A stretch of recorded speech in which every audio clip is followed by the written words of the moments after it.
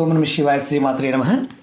మిత్రులకి, శ్రేభిలాషులకి, అలాగే నన్ను ఇంతగా ఆదరిస్తున్న యూట్యూబ్ ప్రేక్షకులందరికీ కూడా పేరు పేరు ధన్యవాదాలు. మిత్రులరా, మీ అందరికీ పరాదేవత ఎల్లవెల్లలా మీతో ఉండి మీ మనోవాంఛ నెరవేర్చాలని మనస్ఫూర్తిగా కోరుకుంటున్నాను. ఈరోజు మనం మంగళవారం సాయంత్రం 5 నుండి 9 గంటల మధ్యలో ఈ చిన్న ఉపాయం చేయండి. మీ ప్రతి కోరిక నెరవేరుతుంది.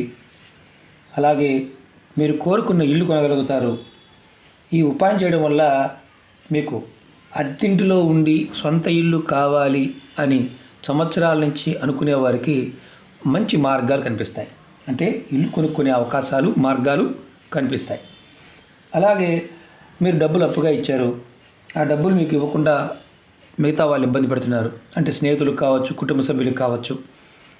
ఇలా జరుగుతూ ఉంటే మాత్రం ఖచ్చితంగా ఈ ఉపాయం చేయడం వల్ల వారి దగ్గర నుంచి డబ్బులు ఎలా తీసుకోవాలో మీకు మార్గాలు తెలుస్తాయి. అలాగే మీకు రావాల్సిన డబ్బులతో పాటు ముఖ్యమైనది ఏంటంటే, అప్పుగా మీరు ఇప్పించారు మీ స్నేహితులకి లేదా తెలిసిన వారికి, మధ్యవర్తిగా ఉన్నారు, వారి డబ్బులు ఎగ్గొట్టి వెళ్ళిపోయారు. ఆ డబ్బులు మీరు కట్టవలసి వచ్చింది. వారు ఎక్కడున్నారో మీకు తెలుస్తుంది ఈ ఉపాయం చేయడం వల్ల.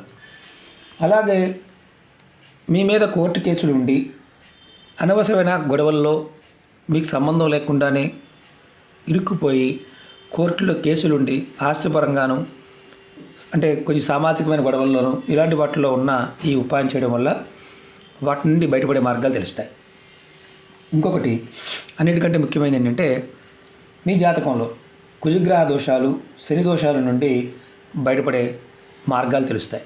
అంటే జాతకంలో ఈ దోషాలు ఉన్నప్పుడు కుజ ప్రభావం చేత, శని ప్రభావం చేత ఇలాంటి సమస్యలు వస్తాయి. అవన్నిటి నుండి బయటపడడానికి మీకు భగవంతుడి యొక్క అనుగ్రహం కలుగుతుంది. అలాగే ధన సమస్యలు మనకి అందరికీ కూడా మెయిన్ 100 మందిలో ఏ 5గురికి 6గురికి అప్పులు ఉండవు. మిగతా వారికి ఏదో ఒక సందర్భంలో అప్పు చేస్తారు. ఎప్పుడు దానివల్ల మానసిక ఆవేదన కలుగుతూ ఉంటుంది. అంటే అప్పు తీర్చగలుగుతామా లేదా ఏమైపోతామన్న భయం ఉంటుంది. ఈ ఉపాయం చేయడం వల్ల మీకు అప్పు తీరే మార్గాలు తెలుస్తాయి, ఆ భయం కూడా తగ్గుతుంది. అలాగే ఈ ఉపాయాన్ని ఎవరు చేయాలి, ఎవరు చేయకూడదు? ఈ ఉపాయాన్ని ఆడవారైనా మగవారైనా చేయవచ్చు. నెలసరి సమయం ఉన్నప్పుడు మాత్రం చేయకూడదు. మైలు ఉన్నవారు చేయమాకండి. అంటే ఎవరైనా మరణించి ఉండి పెద్ద కర్మ అవ్వకుండా ఉంటే చేయవద్దు. అలాగే సంతానం కలిగింది, ఇంకా 21 రోజులు కాలేదు, స్నానం అవ్వలేదు, చేయమాకండి. ఇంట్లో ఆడపిల్ల పెద్ద మనిషి అయి ఉంది, మైలు ఉంది, ఆ సమయంలో చేయవద్దు.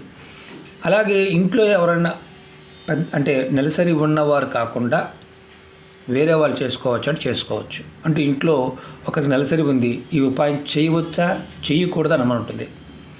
నెలసరి ఉన్నవారు చేయకూడదు, మిగతా వారు ఎవరైనా చేసుకోవచ్చు, ఇబ్బంది లేదు.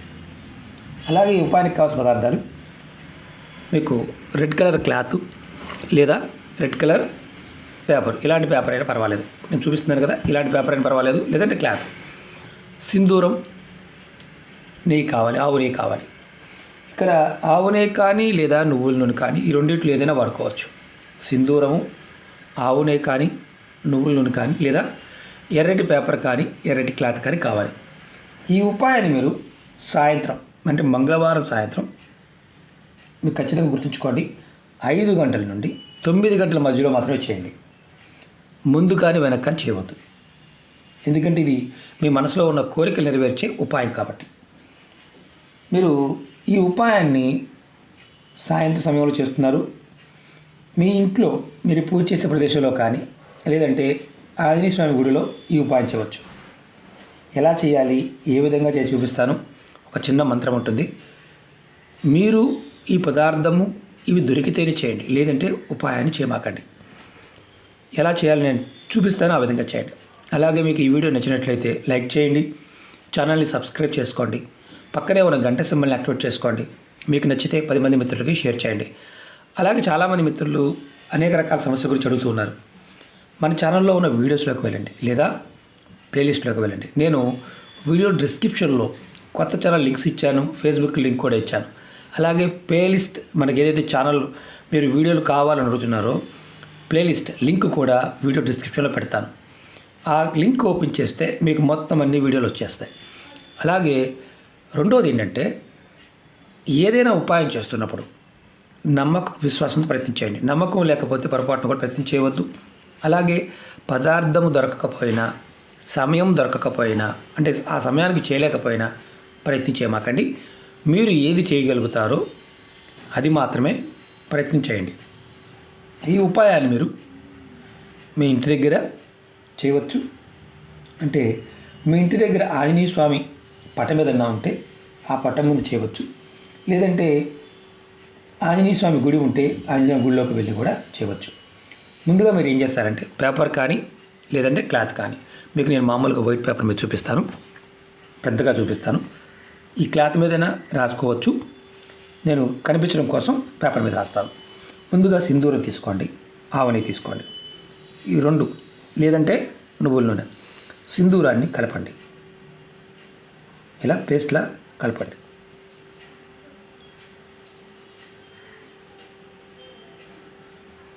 కలిపి ఈ రెడ్ కలర్ క్లాత్ మీద కానీ పేపర్ మీద కానీ ఒక చిన్న మంత్రాన్ని రాయాలి. ఈ మంత్రాన్ని నేను వీడియో డిస్క్రిప్షన్లో కూడా పెడతాను. నేను వైట్ పేపర్ మీద ఎందుకు రాస్తున్నానంటే రాయవలసింది దీని మీద రాస్తే మీకు కనిపించేది కాబట్టి వైట్ కలర్ పేపర్ మీద రాస్తున్నాను. మీరు రాయవలసింది మాత్రం రెడ్ కలర్ పేపర్ మీద కానీ క్లాత్ మీద కానీ. మంత్రం వచ్చేసి మీరు ఉంగరం వెళ్తూ రాయండి. ఓం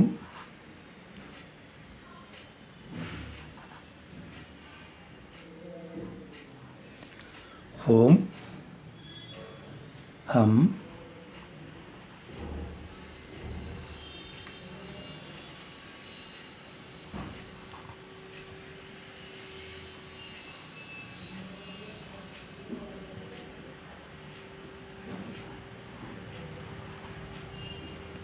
ఓం హం పవననందనాయ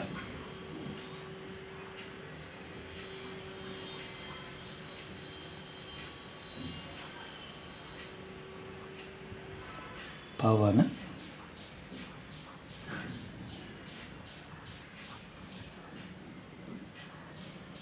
పవన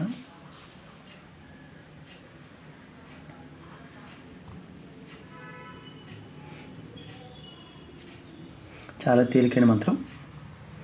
ఈ మంత్రానికి గురుపదేశంతో పని లేదు.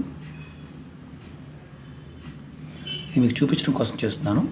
అంటే ఎలా రాయాలనేది. పవన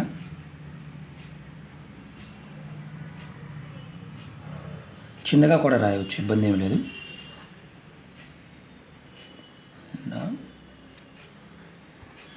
పవన నంద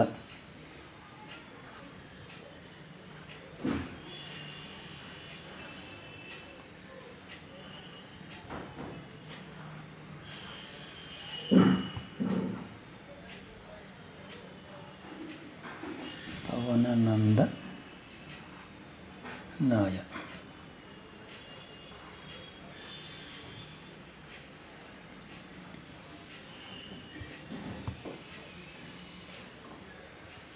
నాయ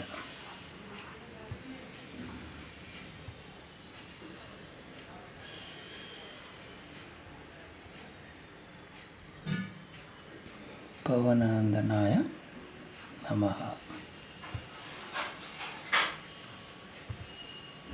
నమః.